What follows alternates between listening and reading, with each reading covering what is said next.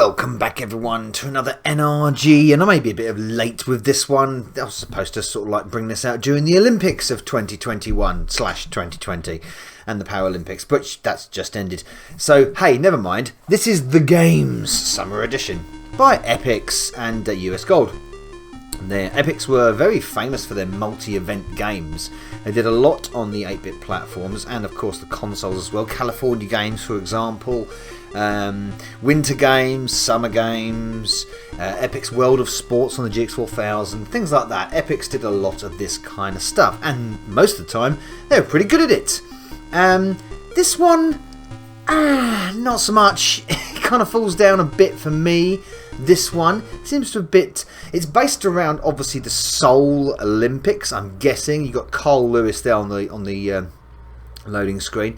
And interesting the way you interact with it here. You've got sort of like you move your pointer around for what sport you want to do, which is nice. It's a nice little interaction. I get that. Normally you're just like picking from a list, but you're not. So you pick around the sports, and let's go for the. Is this the diving? I guess it is. Yeah, it looks like the diving. Let's go for the diving. So you can pick all the sports individually and practice them, or you can pick the whole lot one by one. If you want, and there's all different control methods for each individual sport. So let's have a dive, shall we? We're always gone off the screen. Well, at least I've hit the water straight. And what we got here? Not great scores. Didn't really do any kind of trick there. What's going on with that audience? So graphically, this is. I like the animation of the diver. Am I going to get that straight? I am going to get that straight. Did a double somersault there. Ooh, got 7.2 from one of the judges. Nice. Tricky controls. You can work them out. You sort of press one direction to do one trick and press another direction to do another trick and that kind of stuff. You've got to really work it out. You can easily muck this up. Yeah, the graphics are very, very basic though for me. They look so shoddy. It's a shame because the animation on the actual diver there was pretty good. Not bad. We're not going to practice that again. We're going to move on to the next sport. So that was the diving. We're not going to go through every sport. We're going to go through a few just choice ones for you. Maybe the hurdling. Let's have a go at the hurdles. Now, this is just ridiculously tricky to get. Oh, we've got swap discs. Yeah, like I was saying, see, different graphics here, and that's better. I think that looks much better. Switch modes, different mode, and much more detail there. Nicely done. I think the colour scheme is much better as well than that awful diving. I think the diving was really garish looking. You've got to wait for your full start. And this is your typical sort of like waggle, waggle, waggle, jump, waggle, waggle, waggle, jump. But there is a way to sort of fake it, really.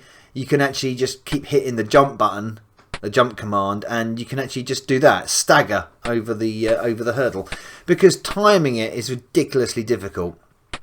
It is possible, as I'm against the computer player at the top there. You can time it, but you've got to get it spot on every time. But I discovered that there's a little bit of a control bug, where if you basically jump, nearly got that one, bang on. Oh, I nearly got that one bang on. But if you keep just hammering the jump command, you would just get... Look, like that. That was a mess, that was. I mean, wasn't it? I mean, you could have just... and again, yeah, you can just fake your way through it, really. And did I win? I don't know. I think it was quite... Actually, it was a bit of a photo finish, that, wasn't it? Slow up, get to the end of the track. Final time. Final score. Should say final time, but okay. Again, animation's not too bad. Not greatly brilliant on the sound effects there. And barely anything. Nice tune at the beginning, but hardly any sound effects. This is my favourite event. Let's go to the archery. This is quite nice. I like this one. They could have made the game of this on its own, to be fair. But yeah, so they're going for a real big diversity of different events here and different things to do. I like this. I like the way this is presented, actually. I really do like the graphics on that zoom in. On that sort of zoom in function. I like it. It's quite easy. I'm not gonna say it's easy. I'm not gonna say it's difficult, because you've got to sort of judge the wind on the flag, which is kind of nice. But I do like the way that zoom in thing works. Sort of I missed that one. It sort of like switches to the the pullback of the arrow, and then switches to the target. That's nice. I like that way. I like the way that works. That's well presented, that. Or missed that one completely. But yeah, the wind affects that, and of course the stability of your aiming and stuff. It's actually quite enjoyable. That we're actually going to play that again because I really do like this. Much better graphics, much better graphics. It's almost like the events, and it's probably the case. The events have all been done by different graphic artists, because the graphics on this the archery are really nice. You've got the crowd there. Look, a myriad of colour and different things going on in the crowd there. Different shapes, different drawn people. Excellent stuff. Nice animation on the archer. The zoom in sort of cameras are really cool. The graphics on the board, the target board, really nice as well. I like it. I think that's a really, really good representation of an archery game. That probably one of the best things on the actual game, the games as it were. We started off with the diving, which was garbage, to be honest. Let's go to the hammer throw. So another field event. So again, like I say, mixing it all up with loads of different Olympic style summer events. And this is the hammer throw. Again, I think the animation on this is pretty good. A little bit jerky. The frame rate's pretty low. And so we're adopting a similar, again, different graphic style again. Similar graphics to the, that's nice. I quite like that. Similar graphics to the hurdling event, but again, this is in mode O and not mode 1. So you've got more colour. It's definitely more vivid. It's much better drawn as well. Again, frame rate's really low on the animation of the hammer thrower there, so that looks a bit poor. But that's nice. I like the way that you get that sort of angle perspective of the hammer landing. That's kind of nice. A nice unusual perspective. So again, another more enjoyable one. Again, another one you can control to a degree of accuracy. Some of the control methods in some of these games, like a lot of these multi-event games over the years, California Games, Hypersports, all that kind of stuff, some of their control methods just vary so much between the different events. So some of them can be really, really enjoyable, and some of them so awkward and annoying to sort of get right. Always about accuracy a lot of the time, and you want as little joystick waggling as possible. You can quote me on that one. Hypersports actually is one of the ones that really plays it well. I think Hypersports really gets a sort of a good balance across the board. This is the pole vault. Again, we've gone back to the. So this is obviously the same artist as the hurdling. This is interesting because you get a switch between modes during the event, which is interesting. So set your height. With the bar, which is the same colour as the grass. Of course, they've gone for this sort of pink colour going on, which is a bit weird. Okay, are we going to go? Here we're going to go.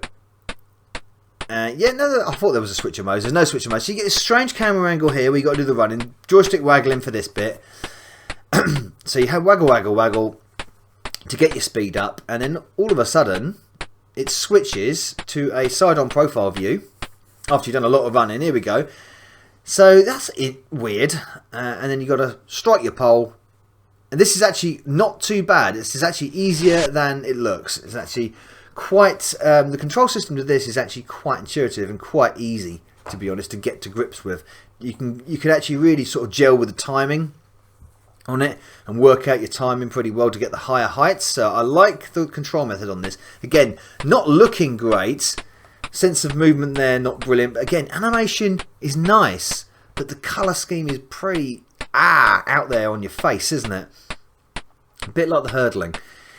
Yeah, I think we're going to call it after this one because my eyes are hurting from that neon green. And this running section goes on for ages. So strike me pole down, as they say. It on the target, boing, and over he goes. Or over she goes. Could be both, you don't know.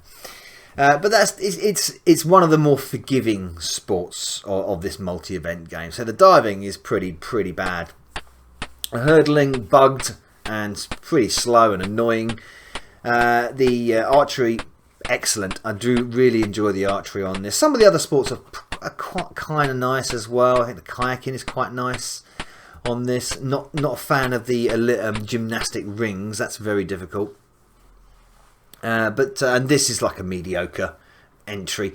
So it's a mixed bag for the game's summer edition by Epyx. A real mixed bag. Some events art quite nice. I think the Archery is probably stands out graphically and playability by far. The rest of it, I'd stick to the real Olympics or play Hypersports. Much better. They've had better entries, Epyx, in their series. They really have. But there we go. That's the games summer edition on the Amstrad CPC. Thanks for watching. Novabug out. Hey, Novabug here. I do hope you enjoyed this video. Please support the channel by liking and commenting, and of course subscribing if you haven't already done. If you would like to support me further, please consider joining my bug army via Patreon. And also don't forget to follow me on Facebook, Parler, BitChute and Twitch. And a salute to my bug army generals Sam M, Sweet Nanak, Pete Walker and Shadow 80. Thank you everyone for supporting me. Novabug out.